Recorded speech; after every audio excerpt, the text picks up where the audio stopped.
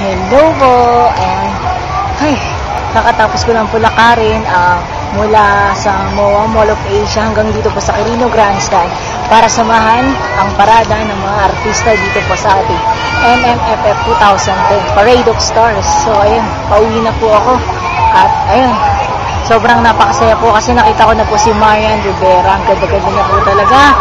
Tapos, sino pa ba? Sila Bossing, sila Senator Bong Revilla, marami pang iba. Sobrang masaya talaga kahit first time ko lakarin yun, ang layo-layo nun Mall of Asia, pumunta dito sa Quirino Grandstand. So yun, dahil pauwi na ako, yun, nakakatuwang malaman na bago ako umuwi, nakakita ko ng ganito kaganda. Yun. Bago lang po itong nagawa. Actually, dati na daw po merong fountain dito.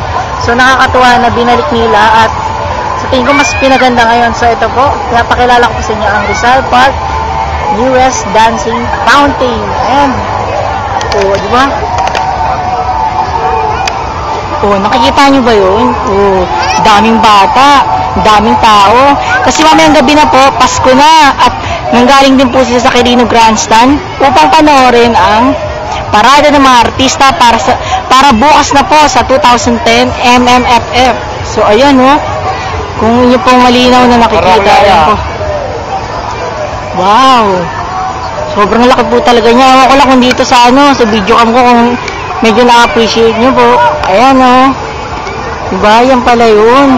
Sayang, hindi na po ako magpapagabi kasi pauwi na ako. Parang hindi na magalala yung mga lola ko. So, ayan. So, doon po sinapanood ko sa balita, mas maganda po siya paggabi. Basta may makikita kayo dyan. Kaya mas maganda siya kung gabi nyo siya mapapanood. So yun, dami-dami pong tao. Siyempre, bago ako umuwi, ayan, tingnan natin siya. So hindi po first time makakita ng isang dancing fountain. Kasi doon po sa Quezon Memorial Park, doon nakakita na rin po ako ng isang dancing fountain. Diba? Ang ganda, So, siguro mas maganda siya kung sa gabi natin siya makikita kasi talagang may mga larawan tayong makikita dyan. Dami-dami po talagang tao. Diba?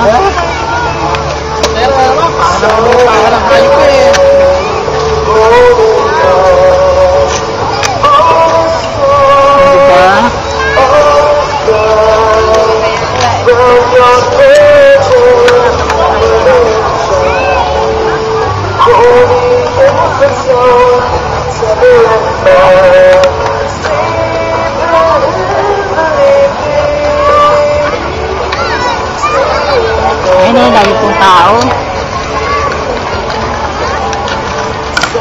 So, ayun nga po, pauwi na po ako. So, ayun, nauwi na po ako Sana nagustuhan nyo ang dancing fountain ng Luneta Park.